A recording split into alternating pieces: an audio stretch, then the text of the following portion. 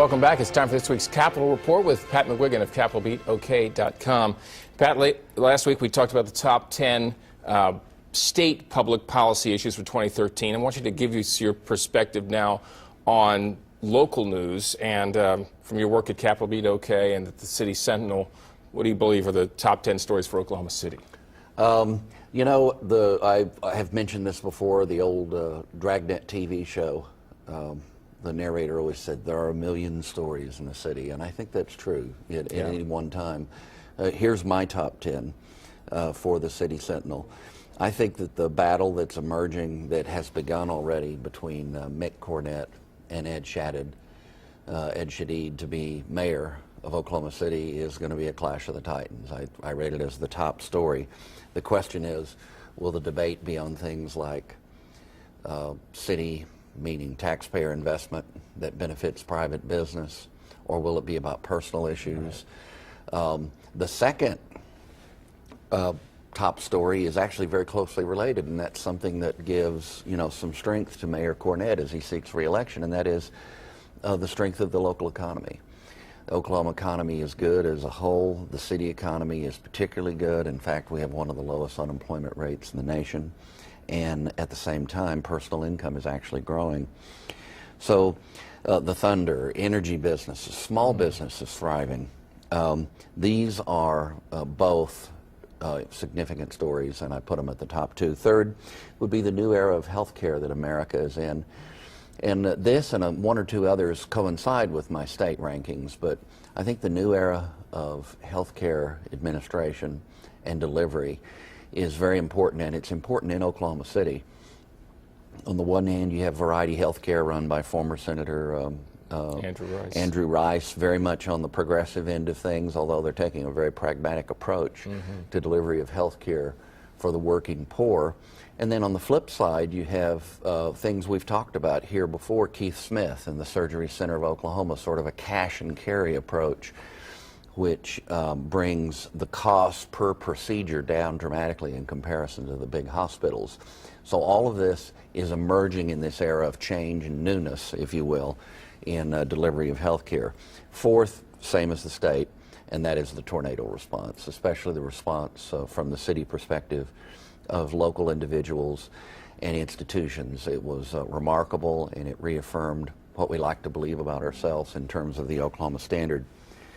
Fifth top story is a frustrating one, and that's the continued failure of public schools to deliver the kinds of quality that we would hope for, and the low ranking for the Oklahoma City Public School District in particular. There are pockets of excellence, and Dave Lopez, the interim superintendent, is trying to build on those.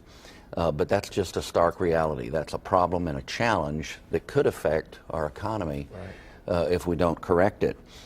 Great art and culture. Oklahoma City, I think, has always had those things. I remember when I was a boy enjoying the symphony orchestra and other artistic events.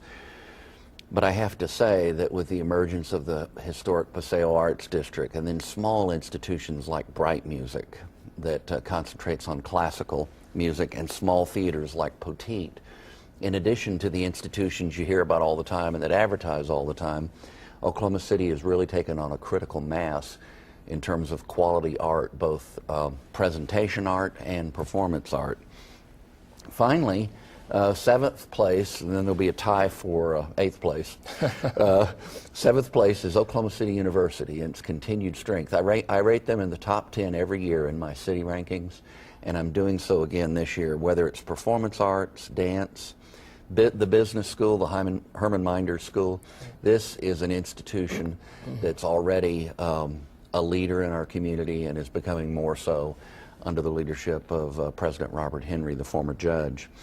Okay, here's the three-way tie. This is kind of the stability in leadership and an openness among leadership to have some discussions. I'm talking about in eighth place, the gay community, and Scott Hamilton of the Cimarron Alliance.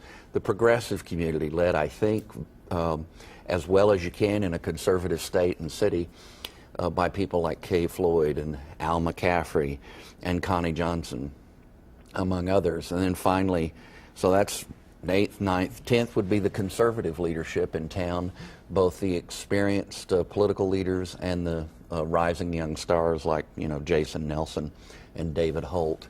So that's my top 10 for the city. Well, that's pretty strong.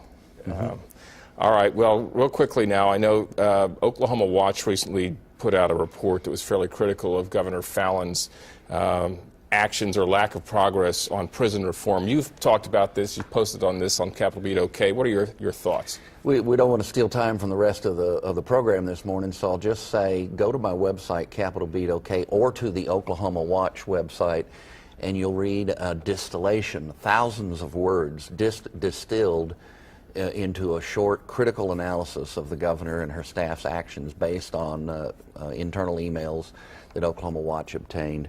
I respect the work that they do year-round, but this is a distressing report. All right. And you can read more about that again at CapitolBeatOK.com. For Pat McGuigan, I'm Alex Cameron. Have a great day and Happy New Year. Thanks, sir.